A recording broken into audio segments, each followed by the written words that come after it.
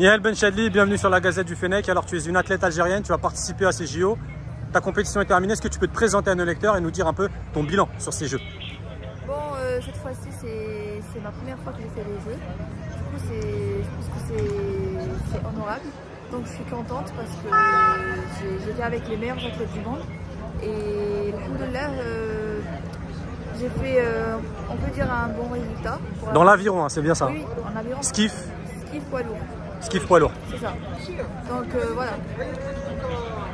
Quel a été ton résultat final, ton classement? Est-ce que tu es satisfaite de ton parcours? J'ai fait la finale E. J'étais la première de ma finale. J'ai fait le meilleur temps, mon meilleur temps. Et voilà. Au classement final, tu es au 25, c'est ça? 25. Ouais, c'est une bonne performance pour toi, vu ta préparation? Pas vraiment. Mais faut voir, avant la préparation, elle était un peu perturbée. Donc j'ai fait une préparation de 4 mois. Pour moi, c'est... Tu t'es qualifié quand au jeu? Mois d'octobre 2023. Et tu as fait une préparation de 4 mois seulement? 4 mois. C'est pas assez? Le mois de février 2024, c'est pas assez. Parce que les Jeux Olympiques, ça se prépare pas dans 4 mois. Ça se prépare minimum 3-4 ans. Et qu'est-ce qui t'a empêché d'avoir une préparation de 3 ans pour participer correctement à ces Jeux alors? Parce que les moyens, il y en a, ils ont donné des moyens. Non, pas du tout. Non? Moi, personnellement, je parle de moi-même. La préparation elle était à partir du mois de février. Donc, les moyens, j'ai eu des moyens, on peut dire, à partir du mois de février. Donc, c'est la faute à qui? Au ministère, au comité olympique ou à la fédération? C'est qui? Bon, on peut pas savoir la faute. Je connais, mais... En tout cas, tu n'es pas satisfaite de ta préparation. Voilà, c'est ça. Donc, le résultat, il en dépend. C'est ça. T'as quel âge, Nihel? 22 ans. Donc, tu ambitionnes de faire d'autres JO? Inch'Allah, Comment t'es arrivé comment t'es tombé dans l'aviron? Parce que c'est un sport pas pratiqué par les Algériens. C'était par hasard, parce que moi de base j'étais nageuse, donc je faisais de la natation, j'étais une championne en natation. Et là après j'avais des problèmes au niveau de mes oreilles. Et j'ai dû changer de sport et j'ai choisi l'aviron. Et ça te plaît? Oui, j'aime trop. T'encourages les Algériens à pratiquer ce sport? Ah oui. Mais c'est un sport de riche un peu. Ça demande des moyens, c'est un sport de riche, ça coûte cher. Ouais, c'est ça, hein? Les bateaux ça coûte cher, c'est à presque 13 000 € le bateau, le skiff. Et là pour... c'est pas tout le monde qui peut acheter ces bateaux. Donc, voilà. Et toi en l'occurrence, tu arrives malgré tout Enfin, tu t'en sors, tu es une athlète d'élite, tu fais les JO, donc tu arrives. Sors, bien sûr. Difficilement. Il y a mes parents qui m'aident. Ok. Et là, je suis licenciée avec un club français ici à Paris. Ok. Donc, il m'a vraiment aidé. Donc voilà. Tu es issu d'une famille de sportifs, je crois.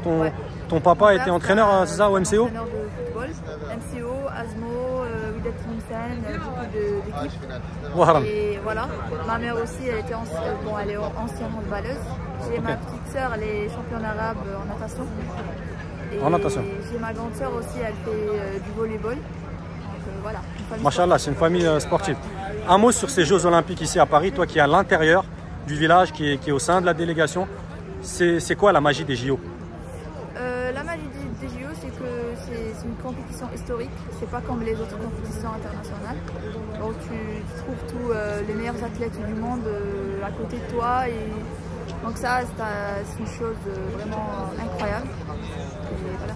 Tu as une anecdote à nous raconter au village, par exemple? Tu as pu croiser une méga star ou... Ah oui, j'ai croisé Simone Biles, c'est la gymnaste.